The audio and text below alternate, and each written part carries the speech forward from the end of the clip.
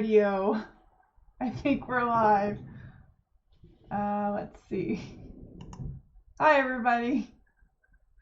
This is my first attempt at making a YouTube live video, and rather than go with something easy, I'm just mucking about with this software program called OBS, and it's a free program, and obviously I haven't quite got the hang of it, but that's okay.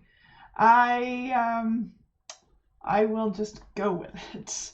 I have a project tonight I'm going to talk to you about, and I can see what's happening in the YouTube chat. So if you have any questions, by all means, put them in the chat, because I would love to know that someone is actually interacting with this video and watching what's going on.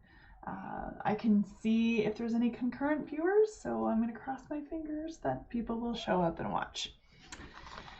Alrighty, well, let's get started. Today I decided I wanted to make this tunic.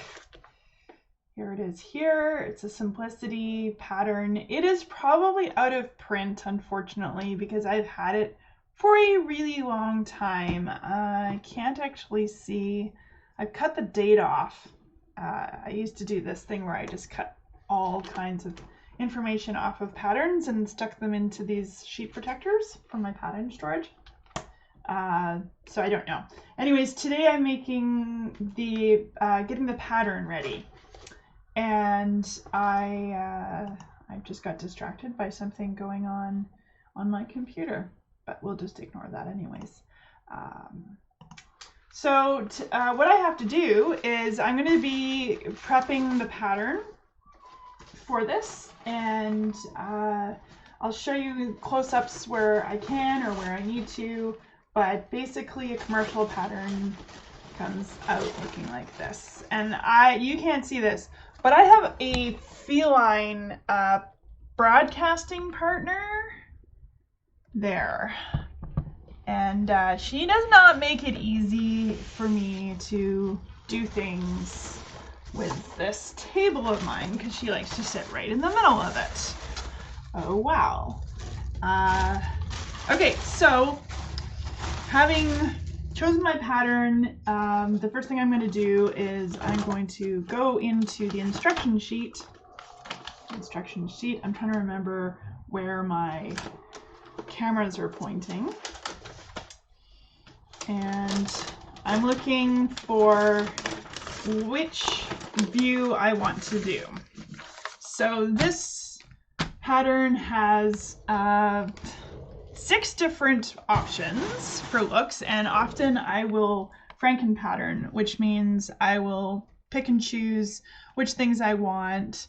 And so I'm not usually making, view A. I'm usually making view B with the stitching and the extra collar and stuff like that. So it does get a little confusing sometimes. So I like to go through my patterns with a highlighter and highlight what I'm making. So in this case, I am going to be making view B.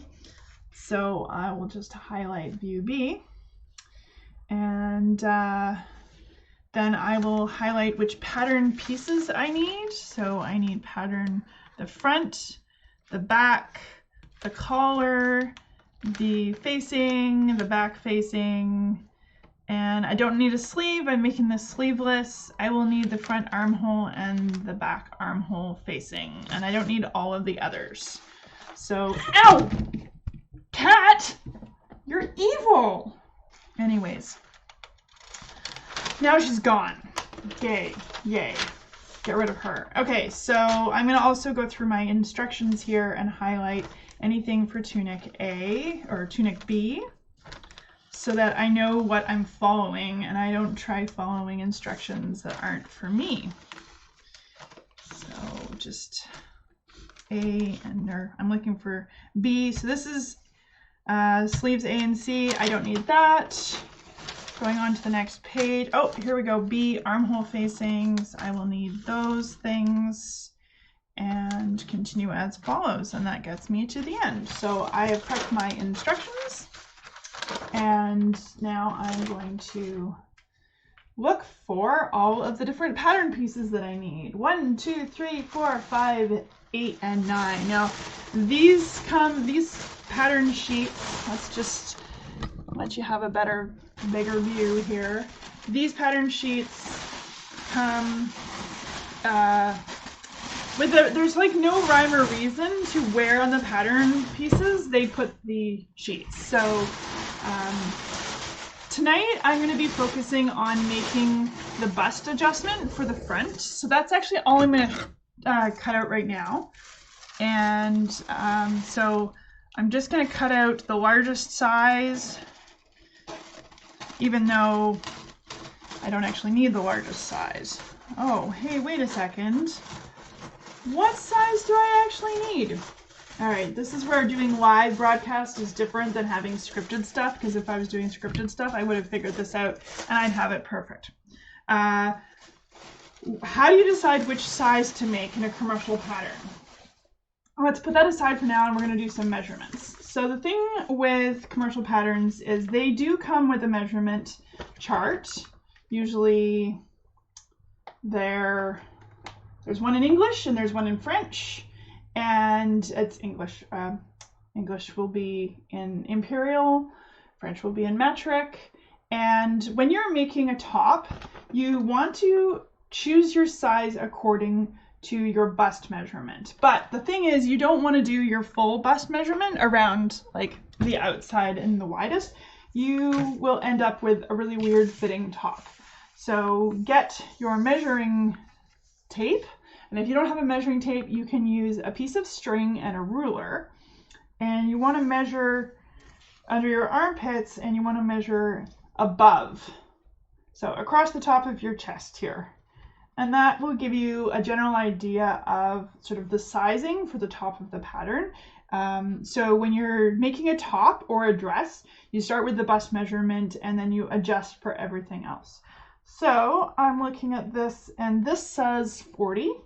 One thing about becoming a sewer is that you will it really forces you to face and then get over your body image and measurement issues. They are what they are. You have to fit them, and there's no point in getting uptight about what number they are. Just work with them. So I'm going to say this is a 40.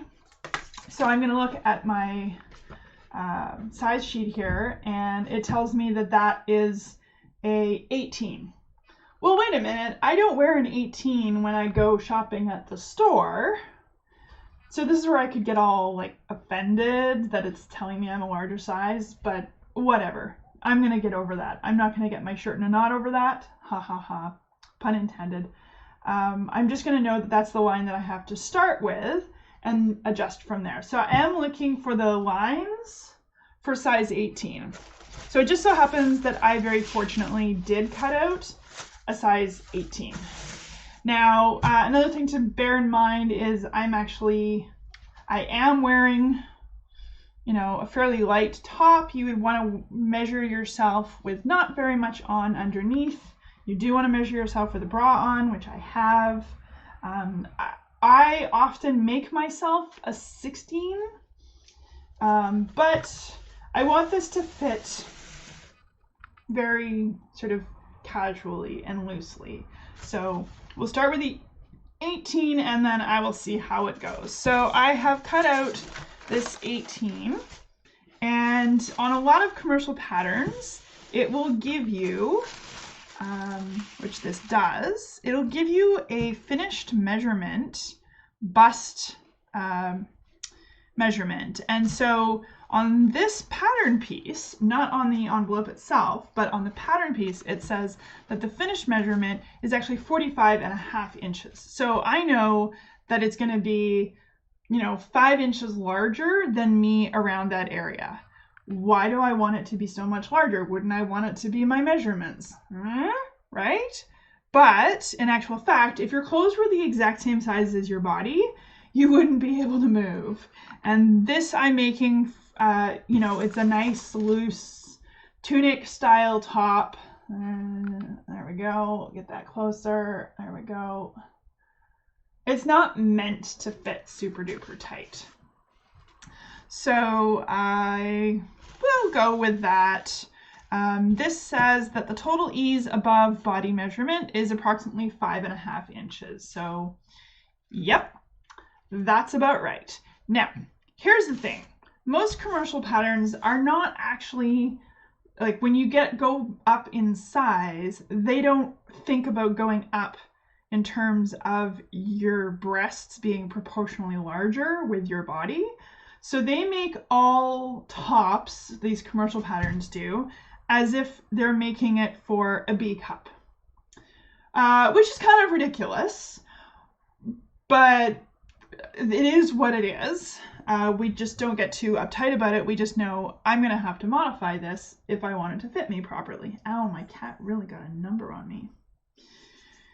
So how am I going to make this fit? Well, for starters, what I'm going to show you is if I were to put this on me, and I'm going to show you on, like, holding it up to my body, although I also have a dress form, and normally I just pin things on the dress form, but I know that you probably don't have a dress form, and so, you know, you'll be all like, well, that's fine for Sue, she has a dress form, but, you know, I don't. So, but the goal in these videos is to get you to stop thinking, I can't do this because I don't have X fancy equipment or X fancy skills. I want people to start sewing with their spare time.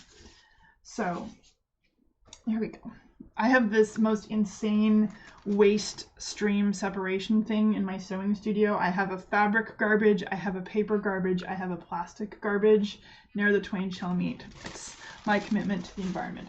So, okay, here's the piece. I will cut one of them, and it will go on me like this. And I know that this line is supposed to go right down my center front.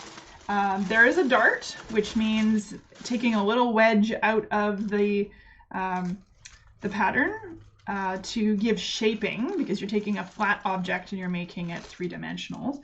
So what I will do is I will actually fold along the lines, and I will use the seamstress secret weapon, Scotch tape. And I'm actually running out of Scotch tape, so good thing I have extra, plenty of extra in one of my stash bins. So I'm gonna put that on there, and already this is starting to not be flat anymore. It's starting to be three-dimensional.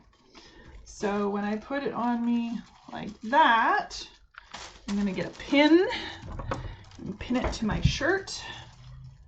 Not on the line. I'm going to pin it about 1 centimeter in from the line because I will have my seam allowance there.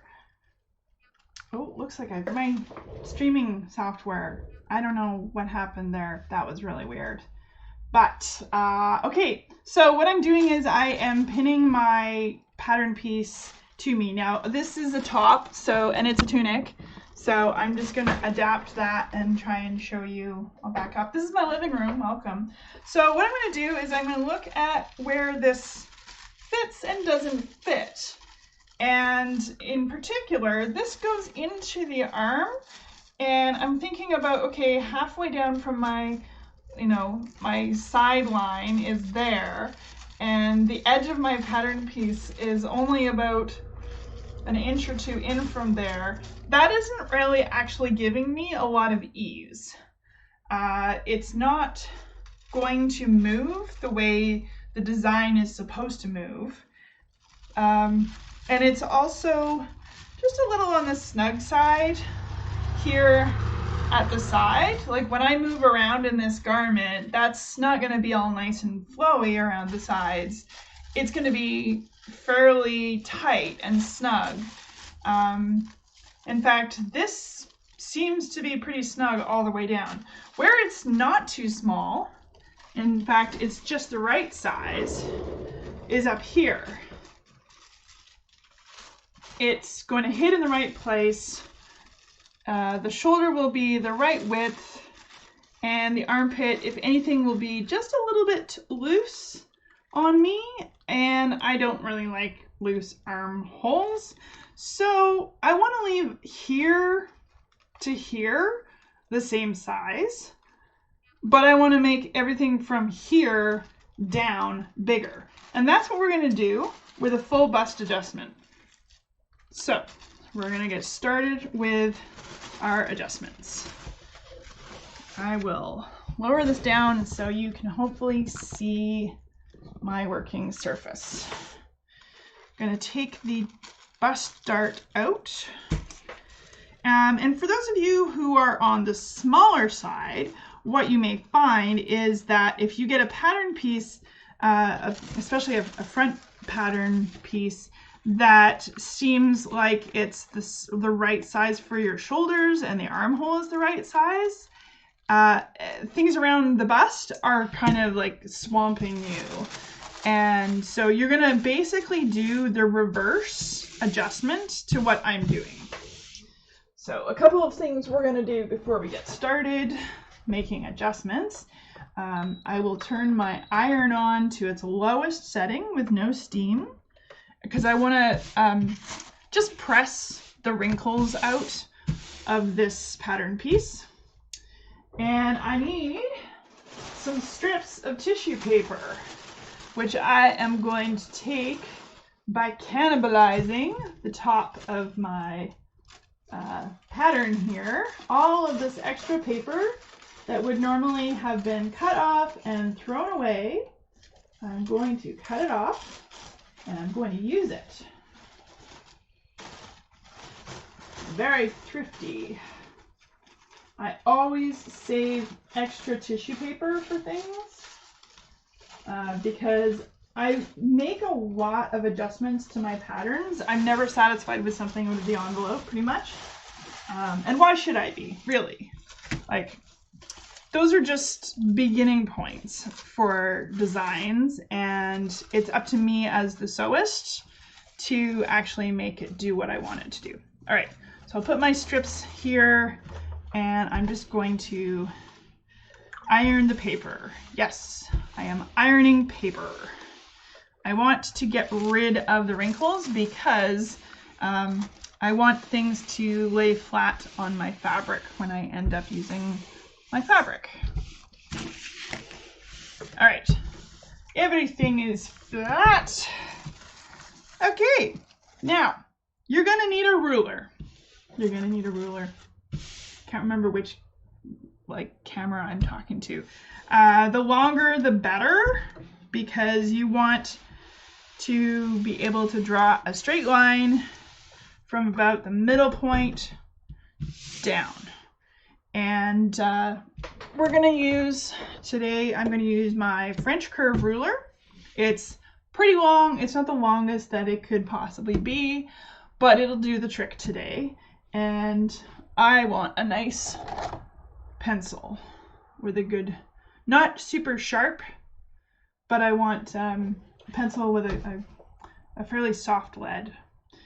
And okay, here we go. So the first thing I want to do is I want to identify what's called the apex of my top. Some patterns will actually have this marked on it as a little circle with a cross through it. This pattern does not. So what I can do is I can use my bust dart, and these are drawn so that if I take a line from the outside of this and I draw it through the point of the dart points directly at the apex of the bust.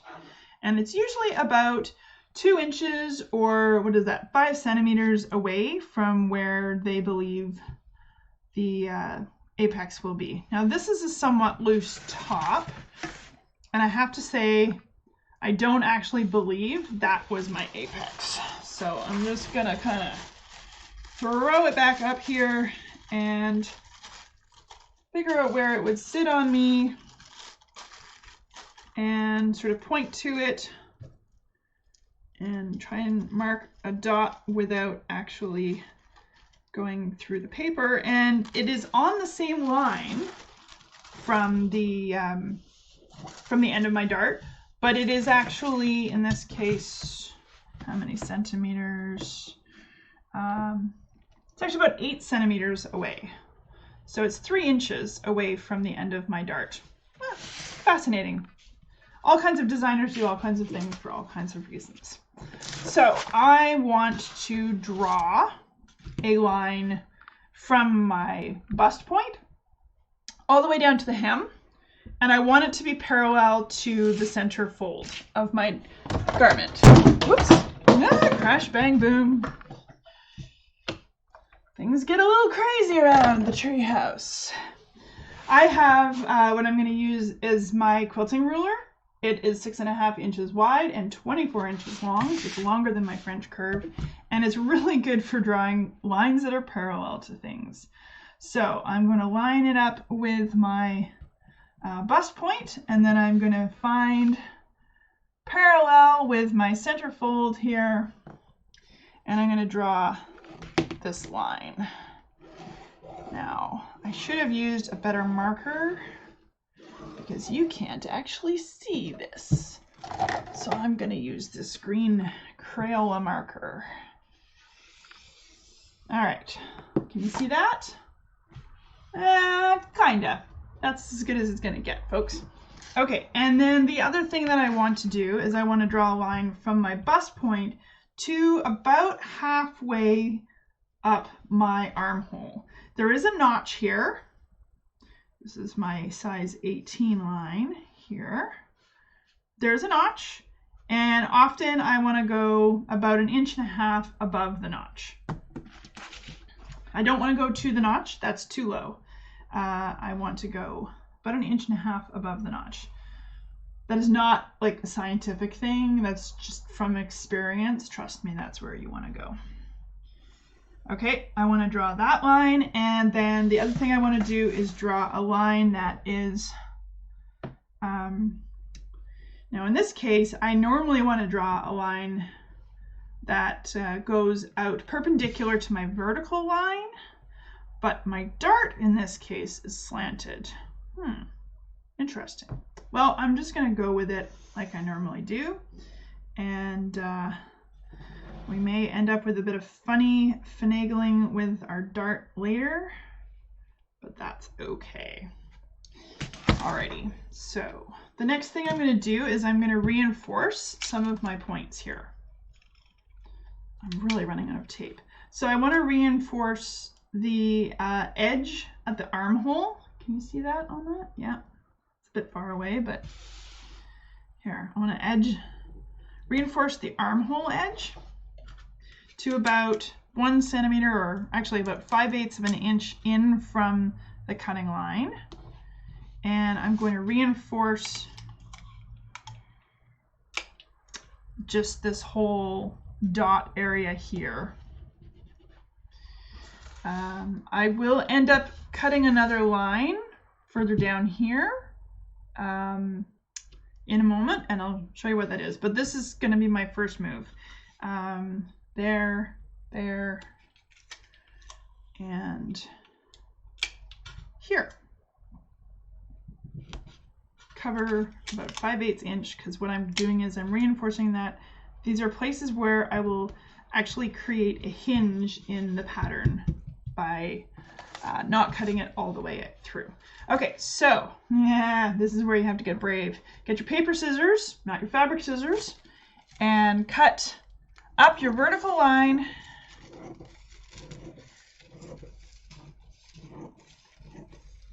and then along the upper line to your outside to about 5/8 before your seam line. So this is your stitching line at 5/8. Can't really see me there. Yeah. And I'm going to cut in from the edge to just before that point. So there's a couple of millimeters as a hinge there. And then I'm going to cut from my center point here out to the edge, the side seam. Once again, going to about 5/8 inch away, or whatever your seam allowance is, in, and then cutting to create a hinge. So I've now sliced and diced my pattern. And now I need to think about how much extra room I want to create in this pattern for my girls. When I measured it, it was just fitting kind of snug. And the rule of thumb is for every inch, like for every cup size, so if you're adjusting from your standard pattern B standard cup and you are a C cup, then you want to add an inch sort of overall. So you want to add 1/2 inch to each side. So this is one side, it will be duplicated. So if I add 1/2 inch here, I'm making the front of my outfit 1 inch wider. So I'm going to spread my, actually one thing you can do to make this slightly easier on yourself is you can just tape one of your main sides, usually your center front, down to the table. Then it won't all wiggle around on you. All right, I'm really running out of tape here. Okay, bear with me. I'm just going to grab some more tape.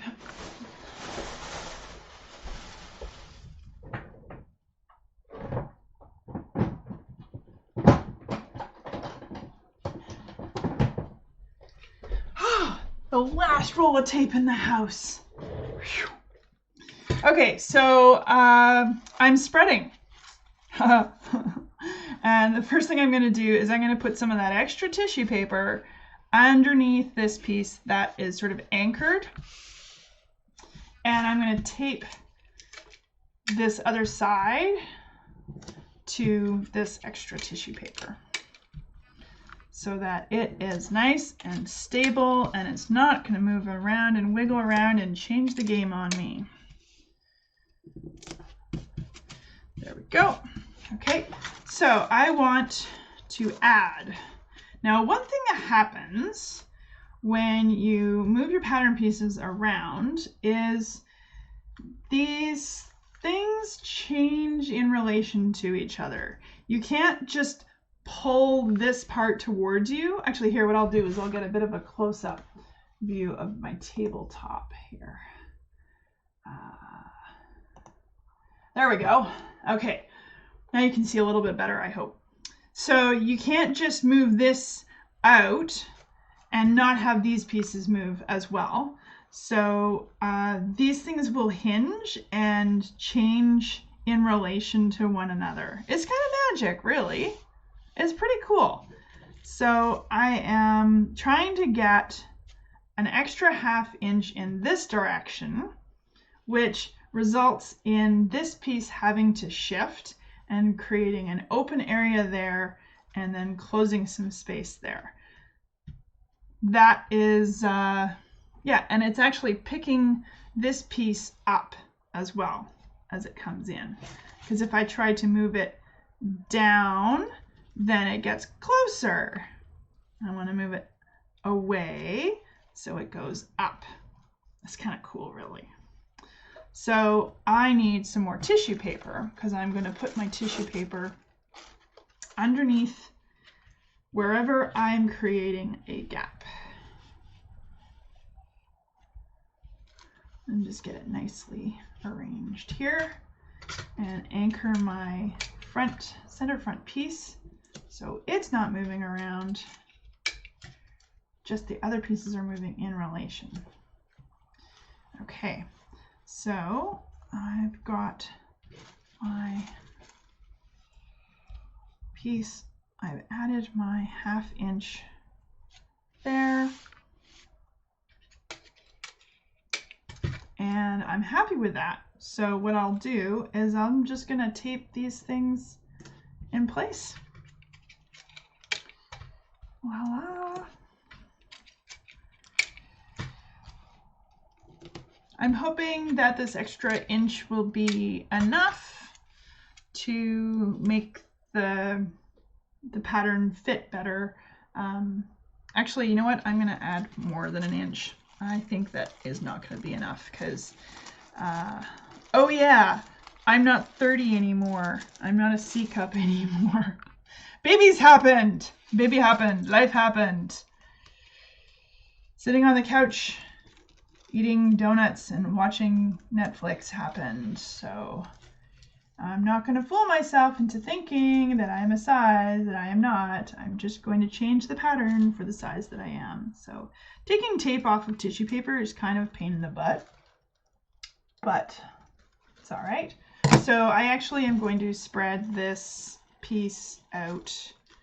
I want 2 inches difference, so I'm going to spread it out 1 inch. Like that. Kind of flatten everything down. And now this is really lifted up, a whole inch actually. That seems a bit funky, but it'll work out okay because we're not done.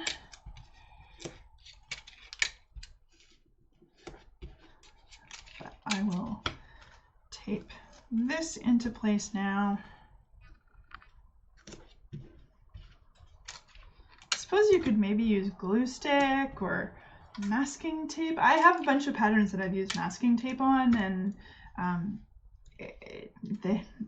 don't know. I kind of like the clear look of Scotch tape instead, and it didn't end up, you know, being any less messy. So I now have these places here where it's kind of made that gap, and it has changed the shape of these curves.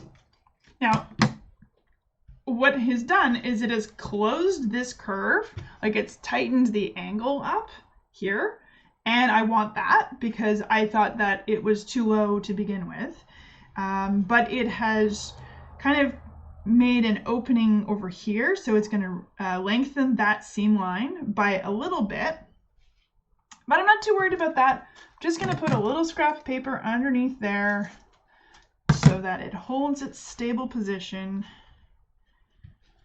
Just kind of tape it on.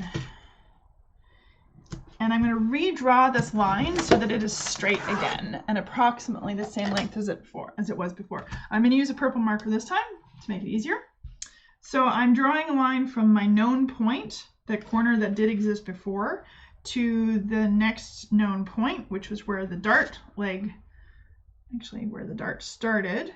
And I'm just going to put my straight edge down. I'm going to link up those points, and I'm going to draw a new line across there.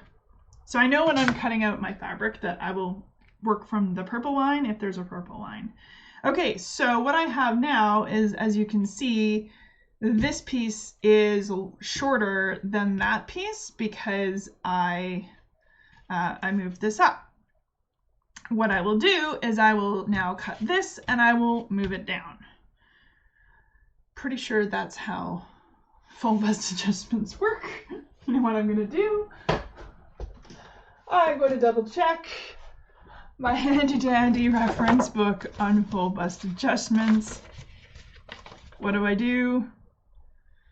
Yeah, they have you move it in and just like true the line here.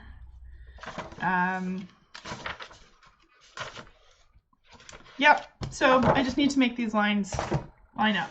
Now, interesting thing is this part along here, I know it will line up with the back of the pattern because they were designed together. So if I go lengthening this, then the front and the back piece will not line up when I go to sew them together, and that will be a problem.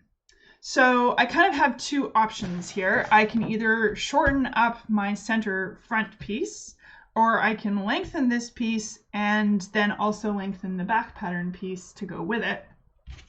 As a tall person, when in doubt, I lengthen things. So I'll just have to remember to lengthen my back piece as well.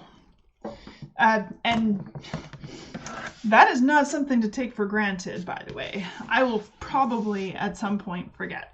So I don't really want to lengthen it down there. I want to lengthen it kind of close to where the shape was here, because of the way that the shaping of the body works. If I just add on to the bottom, everything is going to feel kind of like scritched up. My waistline will be higher than it ought to be, so I want to lower it from here. This pattern does not, this pattern does mark the waistline about 1.25 inches below the lengthen the adjustment lines. So I'm going to, okay, yeah, about that much, eyeballing it. I'm going to just draw a line for myself here and figure out how much longer I need it to be. About 2.1 centimeters. I go back and forth between metric and imperial all the time in sewing. So I'm taking that off, and now I actually need to take this off the tissue paper again so I can move it down. There's a lot of untaping and taping that goes on in this shenanigans. Okay, so I'm just going to move it down. I'm going to stick my extra piece of paper in, anchor it to one piece,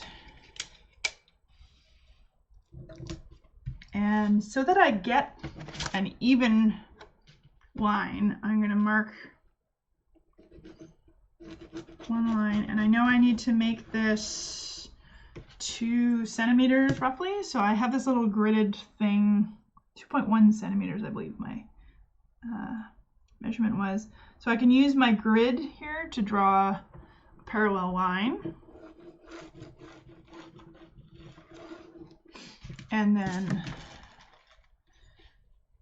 tape that on there so that the edges are still parallel to each other.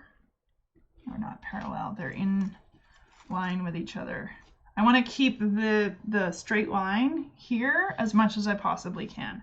Although, since I know that it was a little tight around the hips, I could actually, at this point, kind of angle it out a little bit, cheat it out somewhat, give myself a little extra diameter around the hips. I'm going to do that. This is the fun part of doing pattern adjustments. What you're basically doing is freelancing and freestyling all over the drafted pattern. And, you know, the only way of knowing if it's going to work is actually to like hold it up to your body and check it out either in tissue paper or by cutting it out in fabric and giving it a shot. So I do buy a fair amount of really cheap fabrics so that I can learn through painful trial and error. So anyways, aside from the adjustment that I will have to make, I just threw a bobbin of thread on the floor. I will have to adjust my back piece by that 1 inch so that I don't end up being frustrated at the end that my back and my front side seams don't line up. I'm just going to check. Oh, okay. So I didn't line those up perfectly. I'm going to just draw this line across. This is going to get 1/4 inch longer when I cut it out. That's not a problem. So now I have a cutting line to follow. And it's slightly wider by 1.25 inches here, well, which will actually end up being 2.5 inches wider there, and 2 inches wider around the bust. The armhole will be slightly tighter. My dart is going to stay the same size. I might end up redrawing that. So let's just see whether I still like the size of my dart. So I'll just remove this from the table.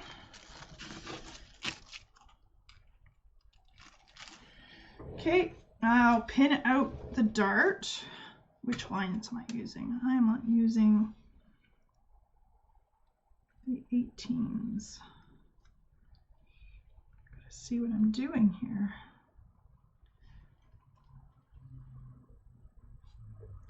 Okay, so I will pin out my dart.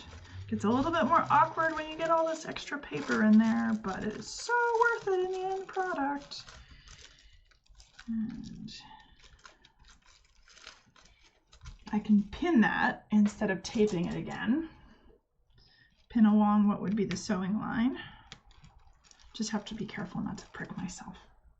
I stick myself with pins all the time by accident. It's not fun. Okay. So now when I hold it up to myself, I put the center here.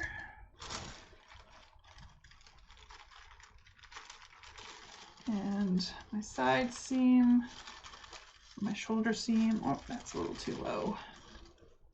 Let me see what I'm doing. Can I see what I'm doing? Can't really see what I'm doing. This is why I usually use a dress form, but I didn't want to, you know, like make it look like I was cheating or something. All right, let's see a little better what's going on here. Okay, so that goes, keep that straight down across my, kind of eyeballing so that it goes down my belly. That's far enough. Oh, came off my shoulder.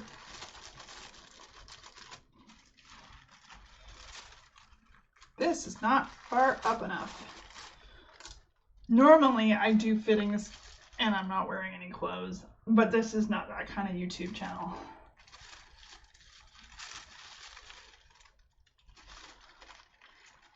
So I pin that to my shirt. Throw a couple pins in there just so it stays put. Okay, pin this across the middle. A couple places.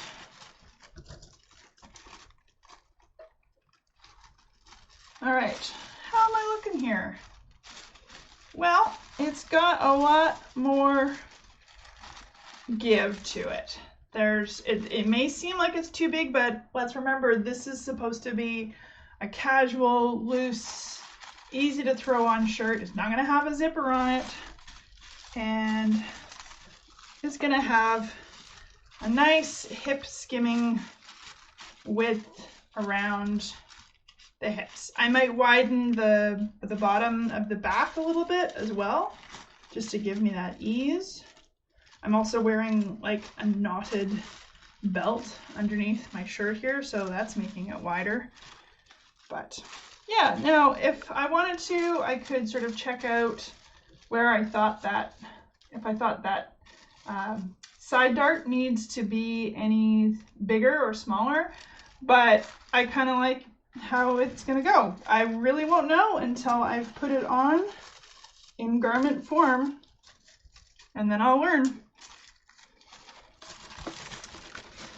Alrighty, so that was how to do a full bust adjustment. You've got your vertical line, your vertical cut, your to the armhole cut, and then to your side cut. Create the hinges and shift it apart. Try to remember that everything you do on the front will basically have a double effect, and try to remember that if you make any changes to your side seam, you have to make them to the back as well. And I think I'm just gonna stop there for tonight. I think I want a glass of wine and to put my feet up, and we'll do the back another time. Thanks. I hope everyone enjoyed. Bye.